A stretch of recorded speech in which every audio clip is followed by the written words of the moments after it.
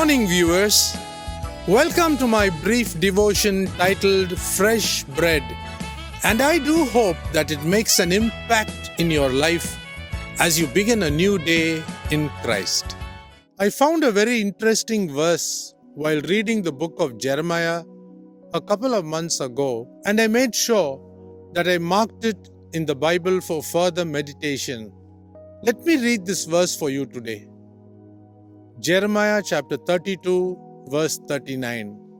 I will give them one heart and one way, that they may fear me forever, for their own good and the good of their children after them. Having become a member of the church established by the apostles for nearly 32 years after repenting of my old life, I have always found one thing very hard to do as a pastor appointed by God.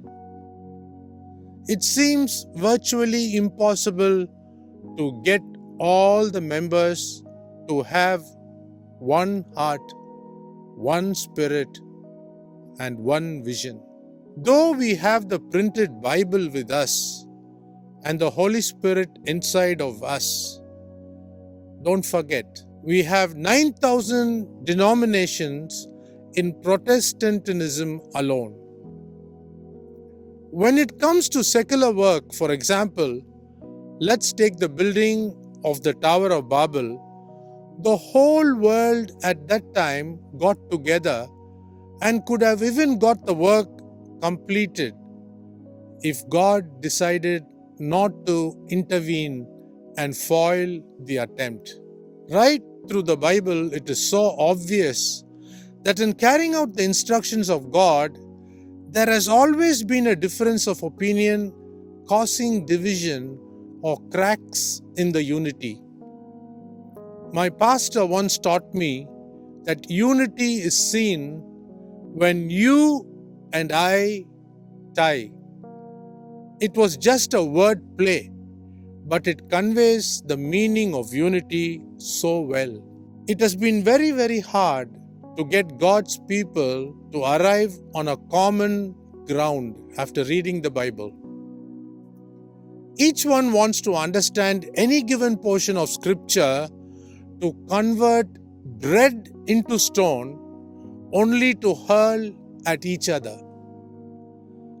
I have been a member in the Facebook, that is social media, for so many years now, and it is so clear that the devil has adopted the subtle policy of dividing God's people and then ruling over them.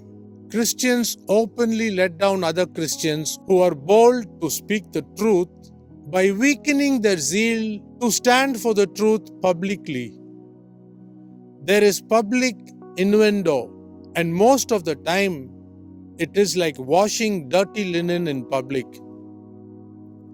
I was told by a biblical scholar that all attempts to bring unity by the Greek philosophers for noble purposes earlier only turned out to be futile.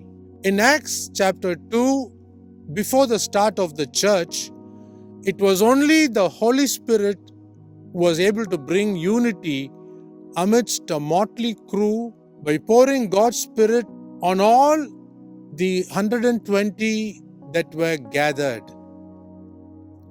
When we all have the same heart, says God through Jeremiah, we will fear God and do good for ourselves and for our children. But how hard it is to have the same heart or the Spirit so that we can move in just one vision. Think about this today. See you tomorrow, God willing.